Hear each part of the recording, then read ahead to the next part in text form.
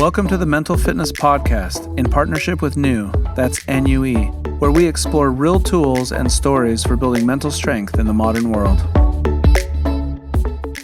6 months in, we want to just take a step back and reflect on the various lessons we've learned from our amazing guests and episodes that we've had so far, and sort of summarize 5 key lessons from 2025. Yeah, it's been a interesting journey, Dave. I know, we started the Mental Fitness Podcast because we have been studying mental fitness for years, right? And we've had experts, helping us along the way, researching it ourselves. But the cool thing is these weren't just episodes for the listeners. These conversations really reshaped how we think about mental fitness, right? So, right. I think each one challenged some of our own thinking and reinforced some of our own thinking. And I just was blown away with the types of guests we had, the things that we learned, and some of it we kind of already concluded, and some of it was really, some of our thinking on mental fitness was really shaped by what we learned and what we heard during these episodes. And so let's just take a minute to go back and look at some of those things. What stands out to you most, Luke? Oh man, I think, one of the guests that was most popular was Dr. Jade Wu. We've had her on a couple times. Behavioral sleep expert, right? So it's really powerful stuff. Sleep is so foundational to everything, right? And it really changed my perspective because I was like a, self-proclaimed biohacker, have my whole environment set up for sleep. I was trying to optimize my sleep, right? In all these ways, whether that be environment and, having a specific bed for sleep and tracking my sleep. But she completely changed my outlook on sleep, that it's not something to be engineered, but it's more of your relationship with sleep. So I think maybe that's when we can jump into first, Dave, is sleep. That's a key lesson. And like you kind of mentioned there, I think the big moment or the big idea for me was that anxiety about sleep can become the problem when we all know we should prioritize sleep. Not all of us do it, but we all know that we should. So once you're committed to doing that, how do you do that if you're having trouble sleeping? And I think one of the things she talked about was if you are overly anxious or worried about the sleep, and then that can actually cause you, hurt your sleep. And one of the things she mentioned about some of the devices that measure sleep, they can be good but one of the things they can do is they're measuring something that you don't really have control over. What we have control over is giving our bodies opportunity to sleep. But we can't force ourselves to fall asleep, and we can't force ourselves to stay asleep. And if we're worrying too much about it or measuring those different stages of sleep that we can't control, it's sort of like, why? Why are we even measuring them? So It's kind of an interesting idea. Yeah, and then also, because mental fitness, right, is, if you boil it down, it's really just about building your inner capacity, right? And to handle life, to perform at your best every day. So with sleep, I can't really think of, that's one of the simplest levers you can pull to build capacity, right? And restorative sleep. So that, I think, also just changing my awareness, and like consciously thinking about sleep so much differently.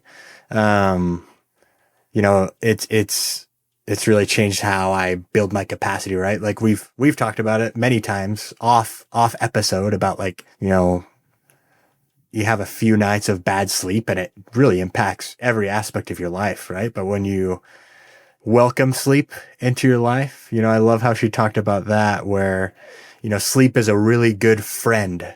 Sometimes she doesn't show up exactly the way you want her to, right? This is a quote from Jade.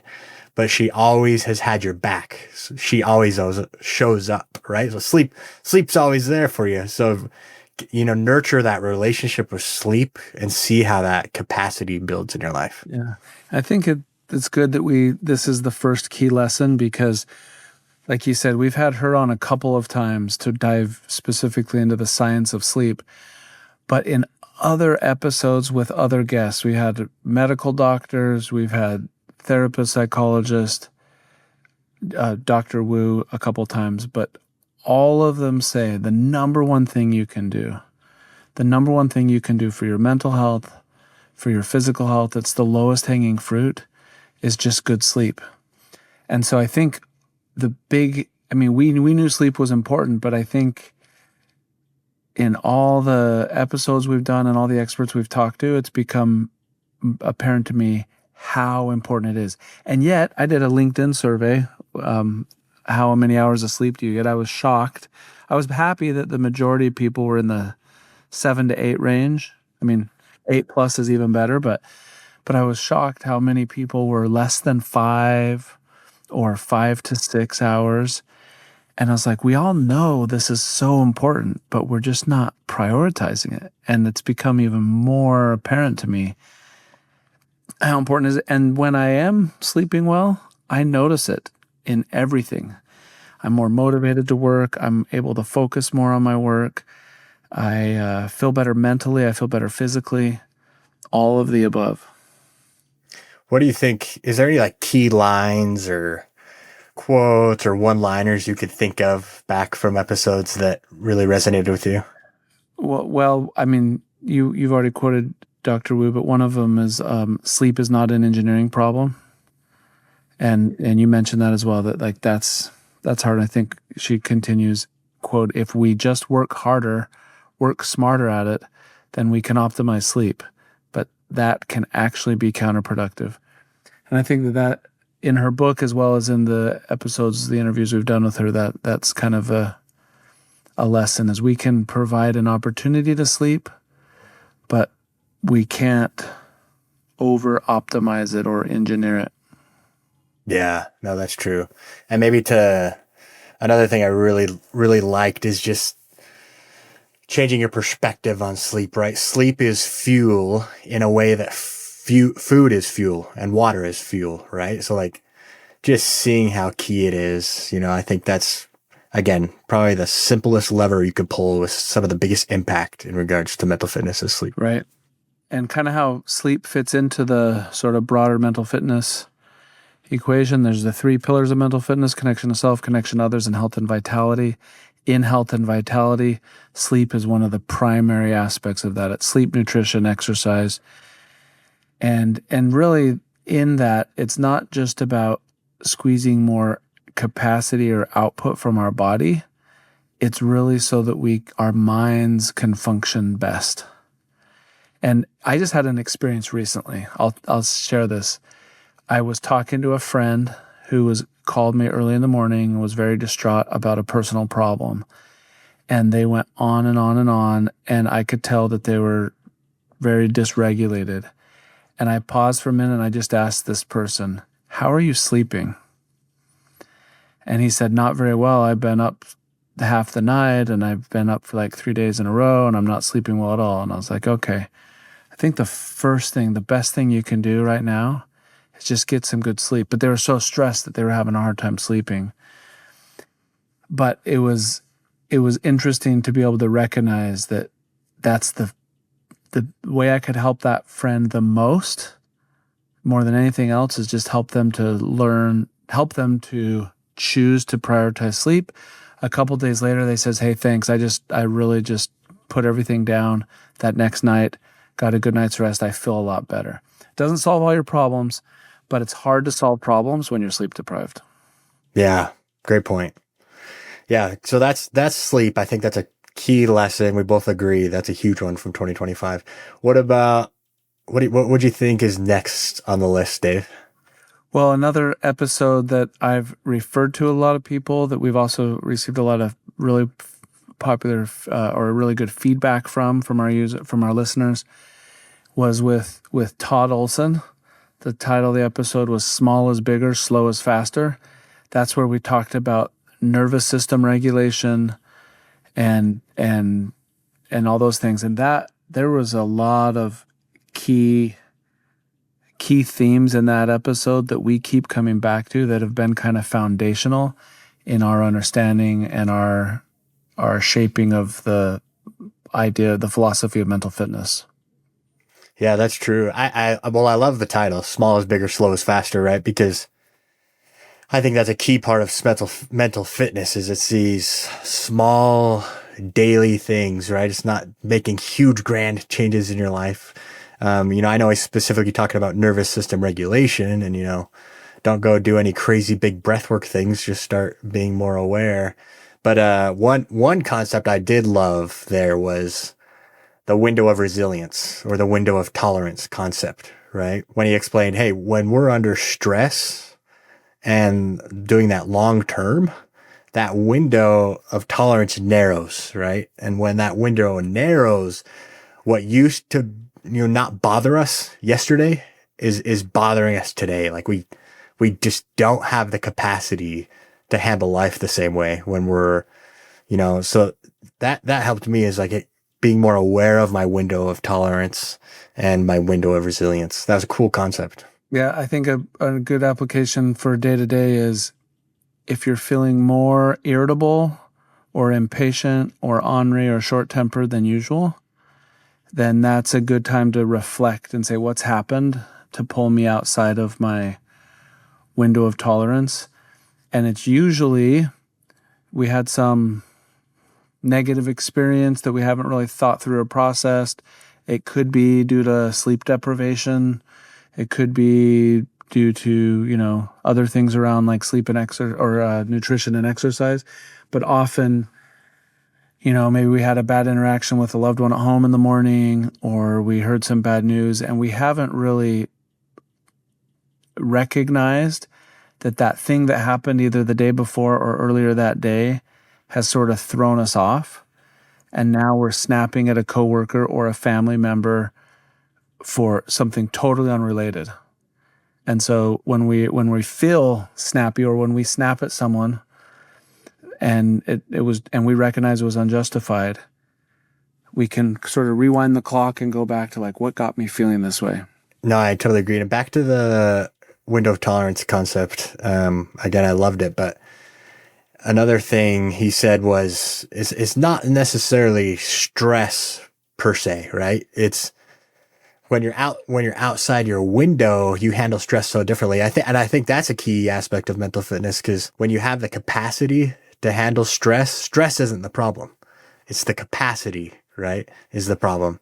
Capacity is interchangeable with window of tolerance concept, right? So I think that's a key thing as well, is handling just the normal daily stresses of life. If your nervous system isn't calmed, or if it is calm, you will make better decisions. If it's not, you won't, right? Yeah.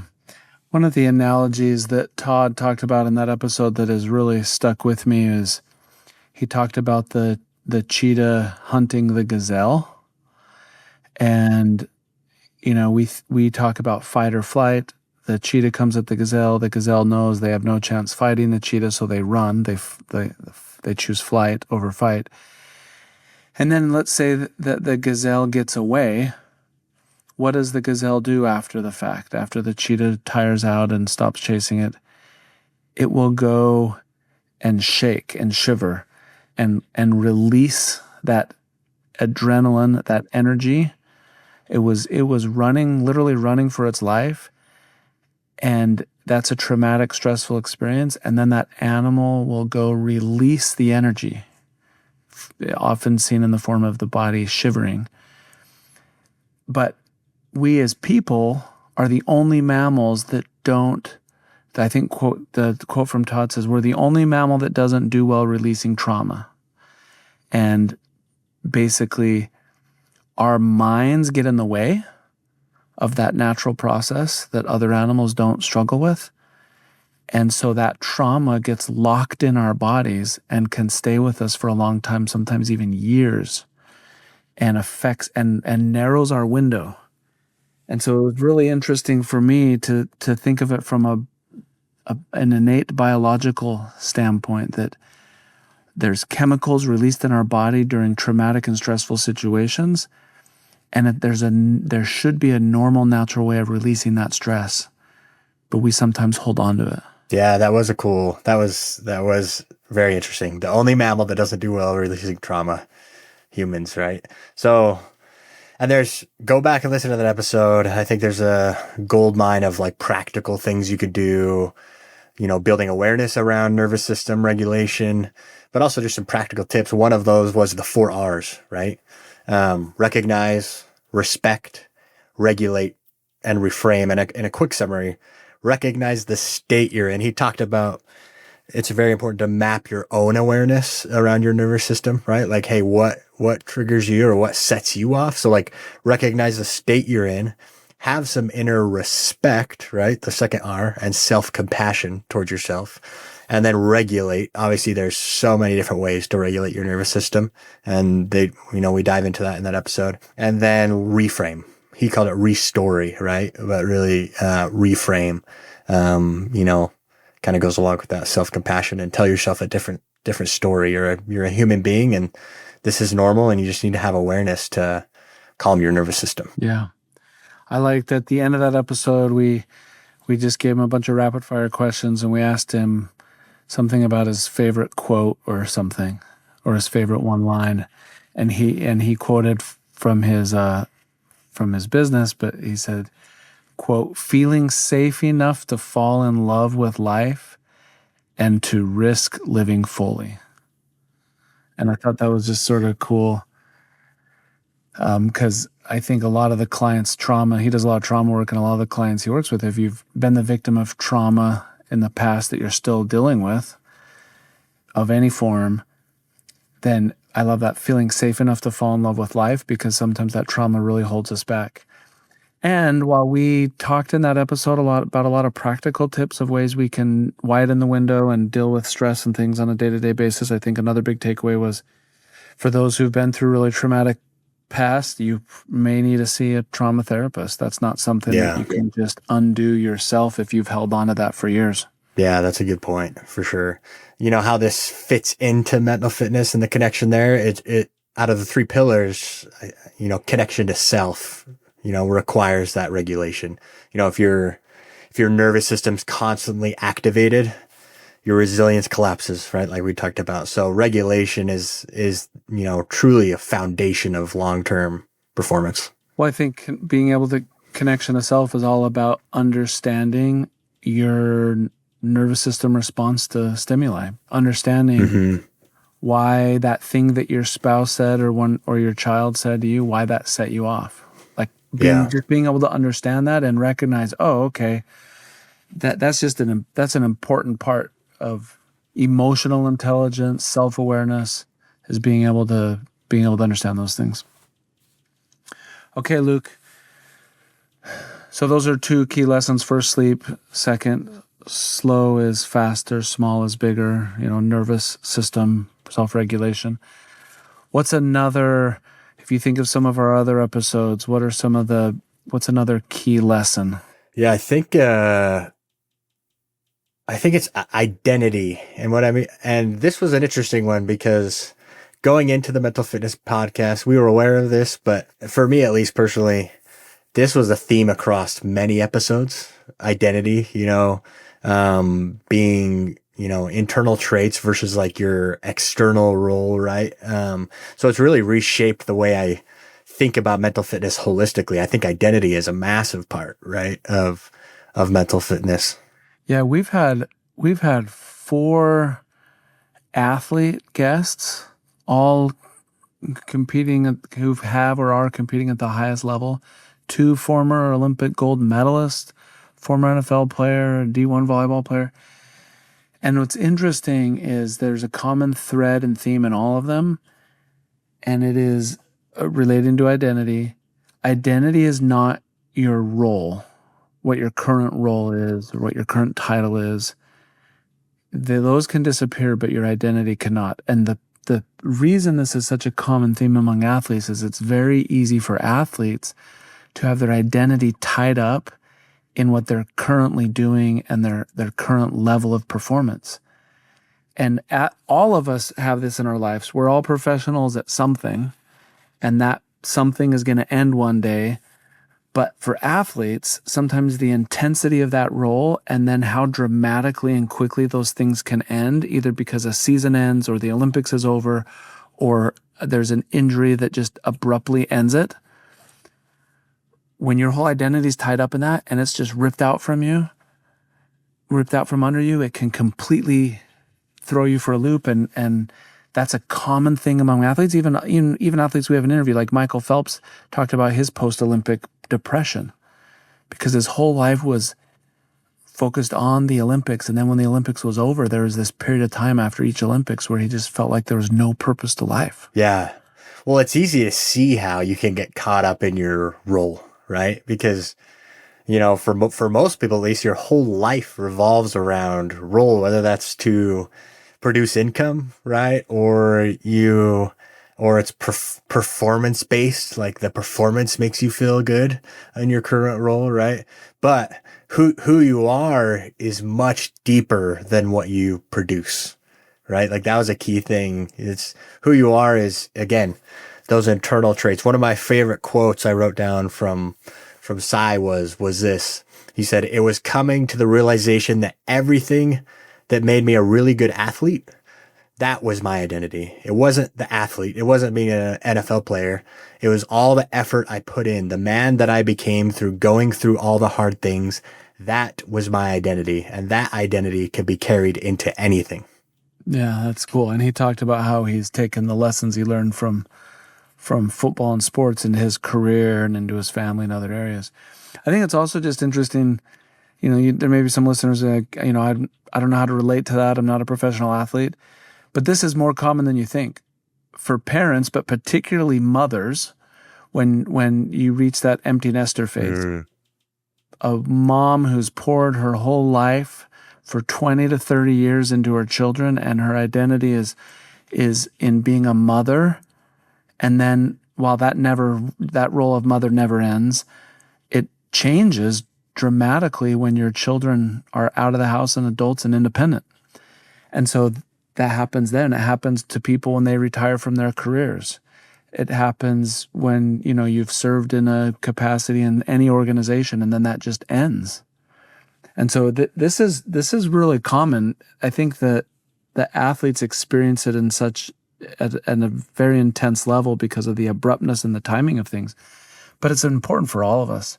And one of the things that Sai said, this is a quote from his, he said, "My confidence wouldn't be in football or the image of being an athlete. My confidence would have been in knowing I work hard, I'm mentally tough, I'm disciplined." And so just sort of accenting the fact that your identity is really about your internal traits, not your external role. I want to go back to mothers. I think you bring up a good point. I'm at the age where my peer group and stuff, and I'm thinking the females in my life that I know, it's not only empty nesters, but what a trend I see a lot is when kids are at the age of going to school and they're gone at school all day, right? A mom's used to taking care of their kids all day. Now, when the kids are at school all day, the mother has, I've seen this a lot, they have a little bit of an identity crisis, right? It's like, man, now what? Right? So I think it's even more common for mothers or fathers that are parents too, right? The first week of school's bliss. It's like, hey, this is awesome. And then a couple weeks in, it's like, wait, what's the purpose? I was laughing, not at that example, but it reminded me how, and of course, this is stereotypical of traditional roles, and but men. This is true for men and women, but men often tie their identity a lot up into their work. And I was laughing because when you're telling that story, it reminded me of when one of our children was born and I took an extended period of paternity leave. I worked for a big company that enabled that, and I took an extended period of time off of work. And it was when our fifth son was born, and my wife just said, the best thing you can do is take some time off work and just spend it all with the four older boys so that I can bond with the baby. So I'm spending all this time with these kids, and it was awesome. We're just like swimming and biking and doing all this stuff every day. But after about a month, I was like partially sleep deprived from being up with the baby at night, and also just, and I said to my wife, what's the purpose of life? Like, what's the point? What's the point of all this? And she was just laughing. She was like, welcome to my world. This is what I do every day. But for me, it was this adjustment period where for the vast majority of my adult life, I'd been going to work all day, every day. And then for the first time in my adult life, I had like a month off of work and was just spending time with my kids, which was awesome.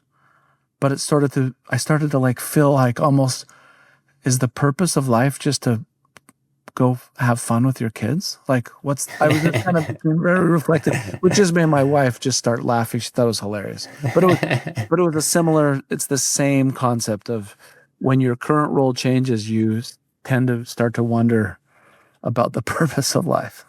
Yeah, that's true. And kudos to mothers, or like you said, I mean, I know males in my life that are the primary caretaker as well. So even if it's not the traditional roles, but kudos to the primary caretakers of kids. That's a massive role.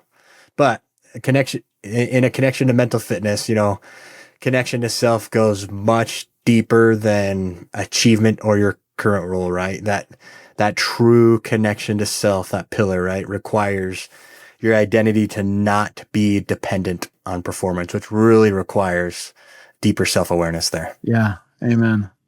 What's the next one, Dave? I think the next key lesson for me was that human connection, which is the second pillar, connection to others is the second pillar of mental fitness as we've defined it, but that human connection is biological. That connection is not a luxury, it's a physiological requirement. And this theme came out in multiple episodes. We had one dedicated to loneliness.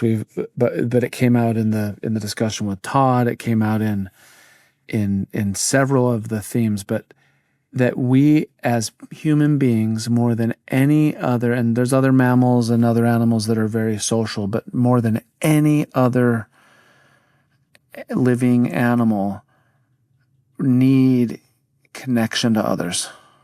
Yeah. And it's not proximity necessarily either. That was a big thing I learned, right? It doesn't mean you're just being surrounded by people in a workplace or, even in a family situation. You can be in proximity of other humans and still lack human connection, right? At a deeper level. Like that was a big opening to me as well. Yeah, I think on that theme, one of the learnings was that human connection is it's not measured in the number of people around you. It's measured in the depth of those connections. And introverts and extroverts can both be well connected, and introverts and extroverts could both feel very isolated. And because extroverts might have lots of people around them, but not have a meaningful connection with any of them. Introverts can have relatively fewer people around them on a regular basis, but feel deep connection, or vice versa in both cases. Yeah. And then back to nervous system, how important co-regulation is. Humans regulate stress through other humans. I remember an example shared in one of the episodes was, think of any like big event that, whether consciously or subconsciously like triggers your nervous system, right? Whether it's, there was an earthquake here the other day, and like, what's the first thing that we do is like, we'll shoot a text, we'll call someone, we'll reach out to someone like, did you experience that as well? Right? Like that co-regulation is such a natural human instinct. We're hardwired that way. I was at a work conference on September 11th, 2001. It's very young in my career. I was in New Orleans at a machine learning sort of AI conference. And at breakfast, someone mentioned something about an airplane hitting the World Trade Center. I thought it was a Cessna plane. I went up to my room to brush my teeth and just check I thought I'd flip on the news and see what this story was about. And then just ended up just being like drawn into like this whole thing and saw the second plane live hit the second tower. And for those who remember this, what a traumatic, crazy, memorable, impactful experience for the United States of America on September 11, 2001. But what I think was interesting was after absorbing it for like an hour straight, I went downstairs to join the conference, as did everybody else. And we weren't talking about the machine learning papers. We were there seeking connection with each other. And at the lunch and at the dinner and everything, we all wanted to be around each other, even though these were loose colleagues and in many cases strangers. It felt like I just needed to be with the people at that conference, that we were experiencing this crazy thing instead of just being up in my room by myself. Of course, the first thing I did was call my soon-to-be fiance and my parents and loved ones and be like, this is crazy. And then I wanted to go connect with people. Yeah. That reminds me of one thing that in that same episode that we've already talked about from Todd, where he talked about, this is a quote from him from that. He says, the first line of defense is ventral social engagement. This is in defense to like a traumatic or a threat or a danger, he's saying.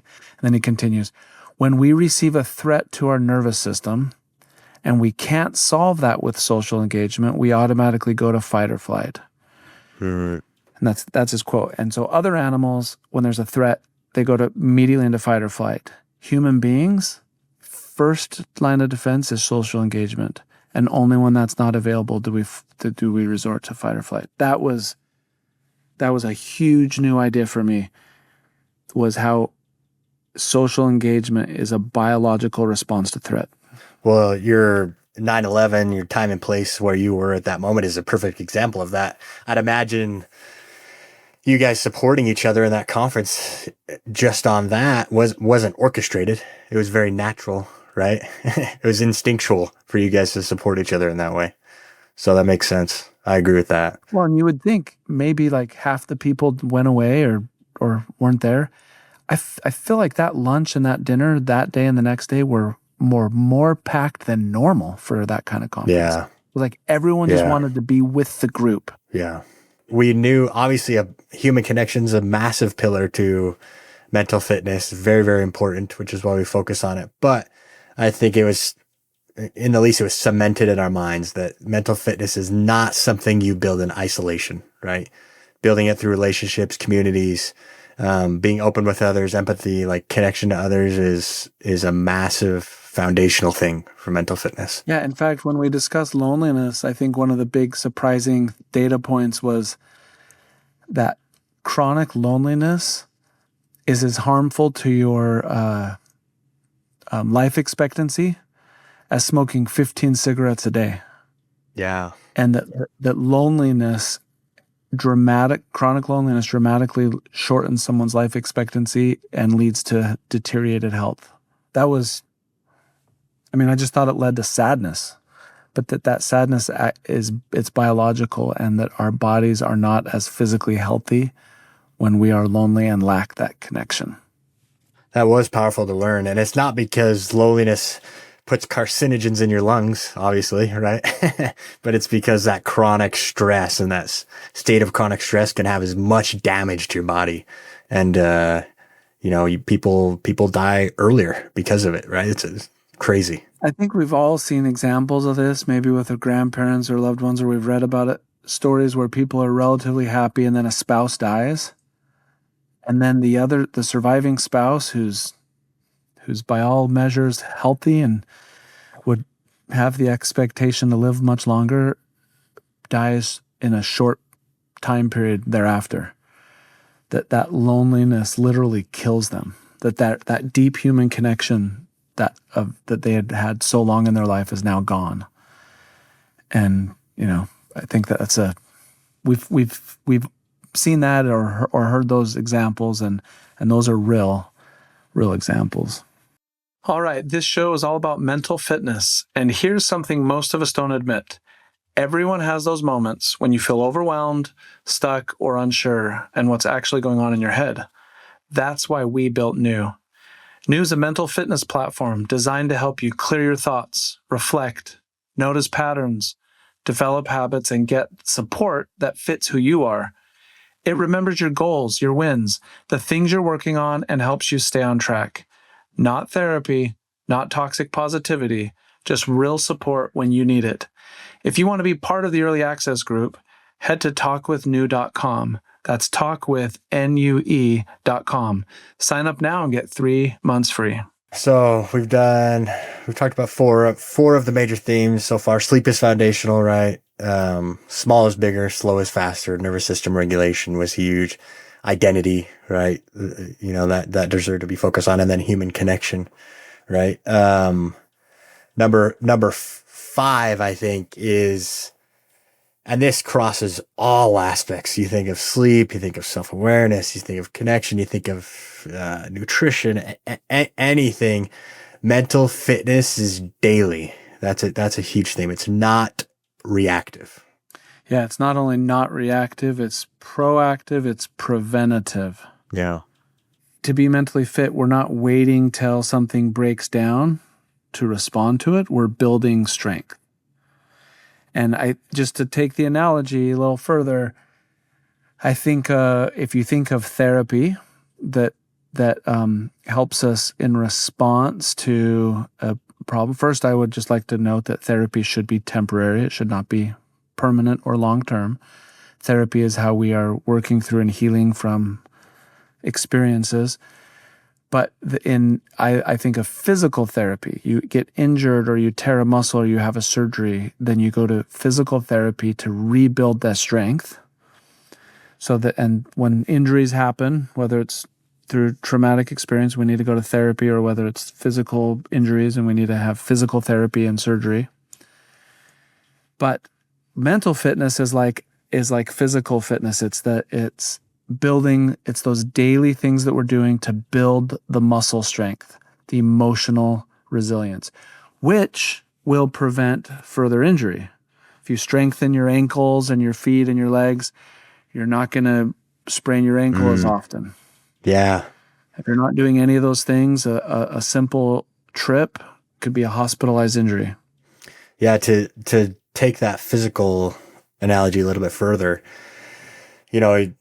if anyone ever wanted to go build, let's say, a weightlifting, right? Weightlifting is a phenomenal thing to do in regards to health and vitality for everyone. That doesn't mean you need to go be a bodybuilder, right? It's just resistance training, right?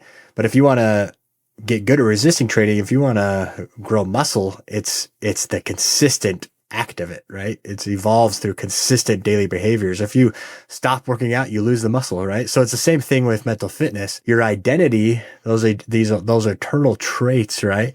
That evolves through consistent daily behaviors. The window of tolerance, that expands through consistent daily behaviors, right? So and I think this is a big reason. This is a big reason why we started this podcast, right? Because there's a massive gap in society today around prevention, right? Which is why we want to build awareness around just the term of mental fitness in itself. It's a daily thing you have to consistently plug. There's a lot more awareness around mental health, but it's a little bit fence and ambulance. It's a little bit of, hey, it's okay to see a therapist. It's okay to do these things to take care of your mental health, which is good. This is good. But what we're doing is we're raising awareness around all the ambulances at the bottom. And just to the analogy, we've talked about it before. There's a cliff with a road that just ends abruptly off the end of the cliff. And there's all these cars just driving off the cliff and people are falling off. And there's all these really injured people at the bottom. And so when you come on the scene, what do? And the first thing you do is say, we got to get ambulances for the people at the bottom. So you spend all your time and resources getting ambulances to help the people. Meanwhile, cars keep driving off this cliff. And the question is, do we build a fence at the top or do we send ambulance? We have limited resources. So what are we going to do? Build a fence or send ambulances? And what we've done in our society, both in mental health and in physical health, is we're focused way more on ambulances than we are on building fences. And I mean, that's good. We don't want to ignore the people that are at the bottom injured, but we really need to build more fences. And that's what mental fitness is. When you've been hurt, when you've been through trauma, when you're depressed, when you are overly anxious, you may need to see a therapist. You may need to get professional help to get you unstuck, to help you work through that. And again, that should be temporary. That shouldn't be a permanent thing in your life, but you may need to get that professional help. But if you don't build any fences in your life, then you're going to keep falling off and you're going to keep needing to go back to that therapist. And so mental fitness is all about doing those things daily, understanding how to regulate yourself, understanding how to take care of your health and vitality through sleep, exercise, nutrition, understanding the need for connections to others, and building all those things in your life so that you have fences. Doesn't mean that we still won't from time to time fall off and need an ambulance, but we can reduce the need significantly. Yeah. No, I love that analogy. Where did you hear that again? That was something you heard decades ago, right? Or yeah, I heard that when I was a child in school, fence or ambulance, and then recently, as we've applied it, the analogy into mental fitness, I went and researched it. It was actually based on a poem written in 1895. They weren't talking about cars; they were talking about like carriages going off the cliff. Horse and buggy. Yeah, but if you Google that fence or ambulance, the poem is awesome, and it's basically a problem that we've had throughout time in our society, that we tend to focus on the problem. I mean, on treating the symptoms of the problem instead of the root cause or preventing the problem from happening in the first place. Yeah. That's a great analogy.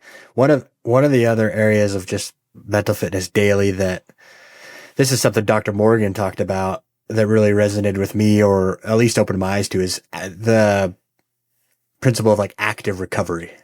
So your emotional battery is not infinite, right?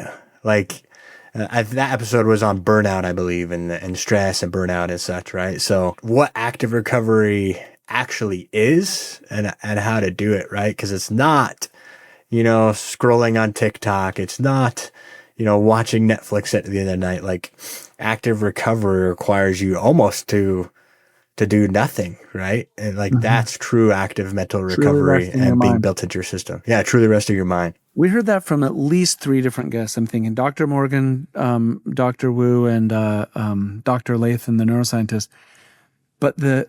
And maybe even more, but the concept that, actually, I know we heard it from more, but the idea that we might think, I'm stressed or overwhelmed from work or from school or from whatever, I'm going to take a break and recover. But what we do for that break is we scroll social media or other things, stimulating content on the phone. We think, because it's a change of topic, that we're somehow in recovery, but we're not. We're stimulating our brain, and often if it's social media, we're doing more harm than whatever it was stressing us, because all the harms of social media, of comparing ourselves to others, and all the mindless brain rot that happens as a result of that. And so active recovery, and Dr. Morgan articulated it best, but active recovery is truly resting our brains. Yeah. And that probably means no screens. Yeah, no screens, right. I think foundational to all of this as well is the pillar of self-awareness. I think self-awareness gets, swept under the rug so much in society today. There's a lot surrounding it that seems like woo science, or people just, there's such a weird stigma around self-awareness for whatever reason, right? But at the end of the day, you cannot be mentally fit by doing more. It starts with noticing more. We've said the words awareness in all of these lessons we've talked about today, right? So you can't change what you cannot name, right? You can't regulate what you're not aware of. So that was a big one too. I think self-awareness. I think one of our guests talked about it's basically the bricks that lay the foundation of everything around mental fitness, because you have to be aware of something first before you can change. Yeah, amen. So we've talked about 5 key lessons, and it's been awesome to meet with all these guests, and we get different experts from different areas, but there's so much overlap in what the different, whether you're a professional athlete, whether you're a neuroscientist, a sleep psychologist, a therapist, a medical doctor, whatever it is. So just to review what we talked about. Lesson 1, sleep is foundational. It's not necessarily optimizable. It's foundational. It's so key important.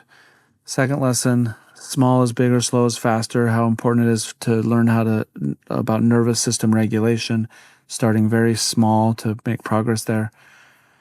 Third lesson, identity is not your role. Your identity is what you are inside, what you're currently doing.